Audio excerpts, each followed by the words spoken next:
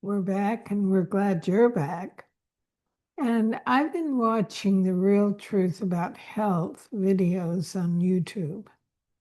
They have so many medical doctors that are really supportive of eating whole food plant-based.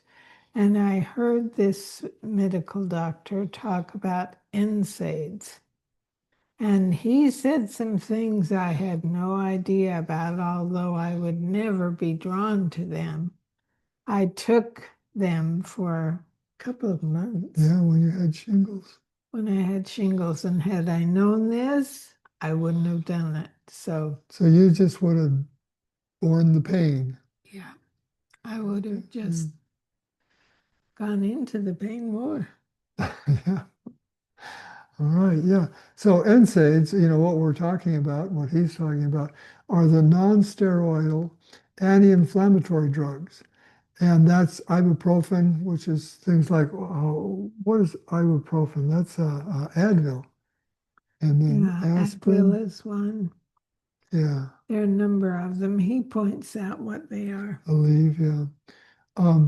Yeah. And so I'd heard, take aspirin for a long time and it can cause some bleeding in the stomach, irritation in the stomach. And I heard some things. It didn't sound too severe.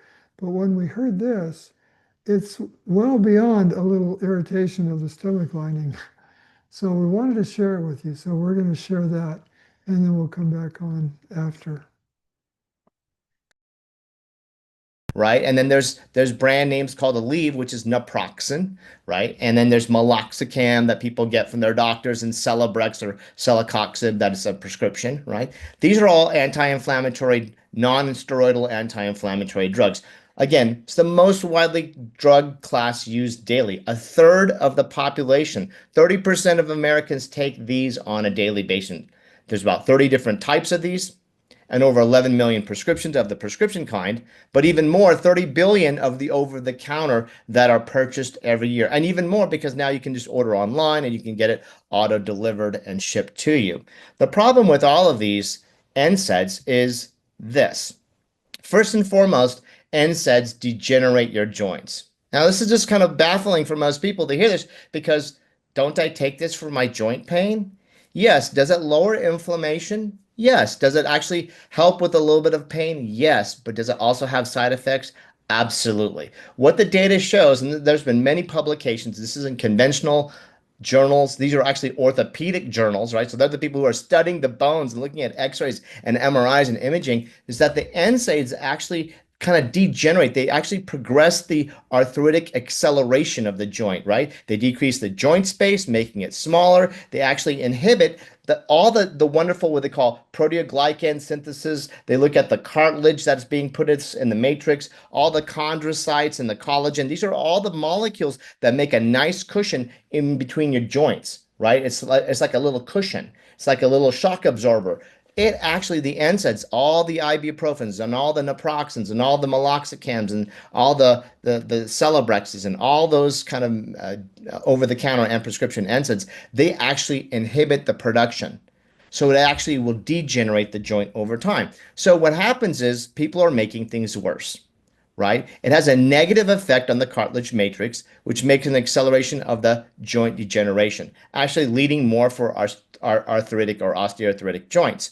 So the very reason why people are taking it is for joint pain. And unfortunately, over time, it actually starts to degenerate the joint. And it's within 2 years where when someone takes it regularly, and I'm not talking about high doses, just regularly taking it in the studies, right? As needed, maybe once a day, taking a nonsteroidal anti-inflammatory. After 2 years, they can see radiographic changes on an X-ray. We can actually see degeneration of the joints. And in the studies, they actually had to stop it because it was so bad. They had to say, hey, we can't tell these patients to take it for 5 years. What the study was originally intended for is that their joints are actually deteriorating in front of our eyes and we can see it. Now, here's an interesting thing. I'll give you an example. I just saw a patient just recently. And she came in, she had low back pain history, and so she was taking an over-the-counter NSAID. And she said, kind of quote unquote, it was similar to like, oh, I was just taking as much as you can as often as I could, right? Not knowing that it was actually causing her GI problems. She had a chronic gut issue, a lot of diarrhea issue, and later on she ends up having a colitis problem, right? But interesting thing is with her history, she also says, you know, I developed some hip pain, and she had hip pain on one side, and she started taking more NSAIDs for the hip pain. And then she eventually had to have a hip operation to replace that side of the hip. Interesting thing is she said, but when I went in to get my hip operation and to get evaluation and they're taking images of my other hip, she said that there was no cartilage. It was bone on bone. Now, she wasn't having any pain, luckily, but the interesting thing is she was like, well, why don't I have any cartilage on my other side? And then I had to tell her, well, you know, these non-steroidal anti-inflammatories, although you were taking it, say, for your back pain and from the hip pain that was coming from the one side of the hip, is that it was actually degenerating all the other parts of cartilage in the body. So this is a problem that most people have because it goes from taking one NSAID a day. Oh, I take one ibuprofen a day. Then they go up to two a day. And then people are taking ibuprofen and Aleve. And then sometimes they're adding another meloxicam or Celebrex by their orthopedic or their physician, right? So we're stacking these anti-inflammatories, understanding that the patient's having more pain. The reason why they're having more pain is because there's more degeneration. So don't make things worse by taking more NSAIDs. Now, NSAIDs slow down the healing. It lowers collagen production. So slows down healing of injured ligaments, muscles, bones, and other tissues. So interesting thing is like a lot of times people go to the orthopedics, they go to the primary docs, and we give them like a little what they call Toradol. It's a non-steroidal anti-inflammatory. Bam, we put it in the knee. We do it in the back. We do it a lot of times for back pain in the emergency room, and it does help. It lowers the pain, don't get me wrong, but it significantly lowers the laxity of the repaired knee 6 weeks after surgery. So there's a delay in the healing response, right? And so when people have rotator cuff and they have muscle strains, and you know, usually sports docs, they go and pop a little bit in their joint, and then the patient and the athlete's ready to go, but then they have this chronicity, like they're not healing completely well, and they always kind of have this re-injury. So it's lowering their collagen production, and more importantly, outside of the joints, it causes increased risk of heart attacks and GI bleed. So 19% increased risk of heart attack. Now, remember yesterday I said that heart disease, #1 cause of death in America and worldwide due to the standard American diet and lifestyle. On top of that terrible diet that people are eating, unfortunately, now most of them are having an NSAID, 30%, and now they're increasing on top of their blood pressure, their diabetes, their obesity, all the other problems. They're just indirectly adding another 13% risk to having a heart attack. Increased risk of stroke, increased risk of heart failure, and interesting thing is atrial fibrillation. You might have heard of atrial fibrillation over the last 5 years or so. There's commercials on television. These are certain conditions where the heart has an arrhythmia. And it used to be like when I was in medical school 35 years ago, it used to be like, wow, that was a really rare condition. And those patients you would send to cardiology, and the cardiology would give a special drug to control that atrial fibrillation. Now it's so common, you'll see commercials advertised for this condition, and the primary docs are prescribing the drug. Why is there such an increase? Because 30% of the population is taking a drug that it can increase that rare condition to becoming more common than it is, right? So atrial fibrillation, atrial flutter, and of course, increased blood pressure. So most people that I'll see, including that patient that had a hip problem, just as an example, is as she's taking the NSAIDs to help the back pain and the hip pain, she's like, oh, I was on one blood pressure medication to help lower my blood pressure, but over time, they had to add a second agent, right? Now, her weight's the same. She wasn't, having any other medical problems per se. So why is the drug not working? Is because now we're having another drug that they're taking for their pain and inflammation that is actually increasing their blood pressure. So most people that I see, they usually have a history of, I started on one, and then by the time they see me, they're on 2 or 3 or 4 blood pressure medications. And when we see increased risk of GI bleed, 103,000 people every year are hospitalized for the GI bleed, and 16,000 people die each year. Now, when we think of 9/11, which was a tragic part of our history in the United States, under 4,000 people died, unfortunately, that day. But think of 4 times that occurring every year, just of something that they're just buying over the counter that they can easily take for their joint pain or their back pain or their menstrual cramps or their headaches. We have to be really cautious of something that has this much problems in America. And the cost of that 103,000 hospitalizations, in my book, I'll go into the detail of how much that is costing our healthcare. And more importantly, in the last 8 years, we're looking at the data with the microbiome. I had a whole couple of lectures the last 2-3 years on microbiome on this platform, The Real Truth About Health. And now we understand the data shows that the longer someone takes an NSAID, the higher risk and rate they have of leaky gut. right, which is increased intestinal permeability, and SIBO, small intestinal bacterial overgrowth, and dysbiosis, imbalances of the different type of bacteria and mycology, funguses, candidas in the gut, causing then even more inflammation, causing more GI symptoms.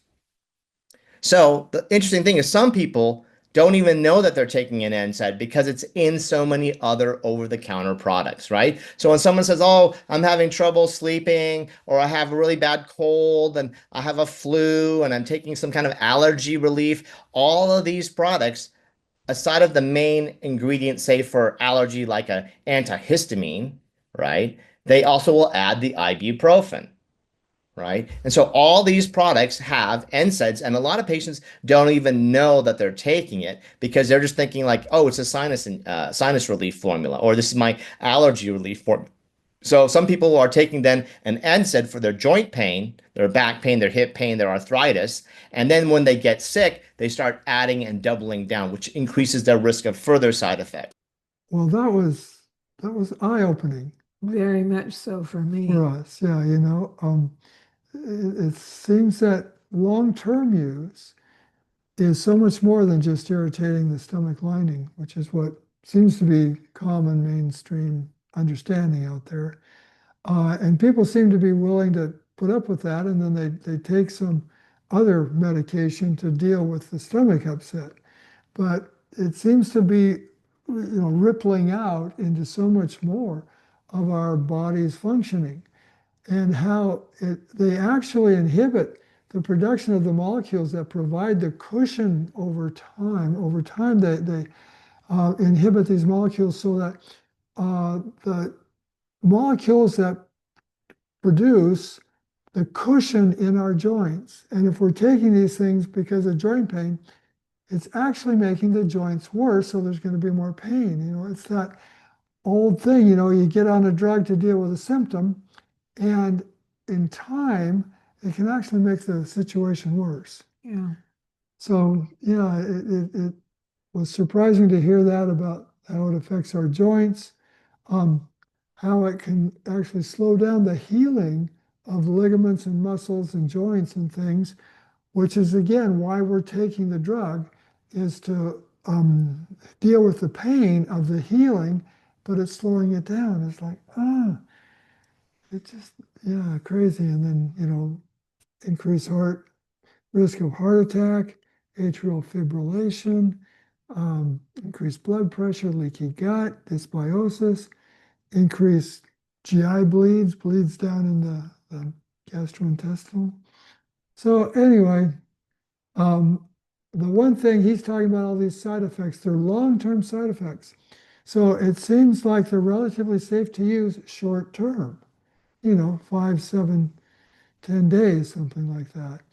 But yeah, if there is pain, um, it doesn't seem like these are the long-term solution. So have a reflection about it and see what you learn, because I loved that he shared this. I had no idea. And now I'm more informed. I can make a better choice in the future if need be. The recipe is quick. We like quick and delicious. We like delicious. So you can use a winter squash and cube it and cook it.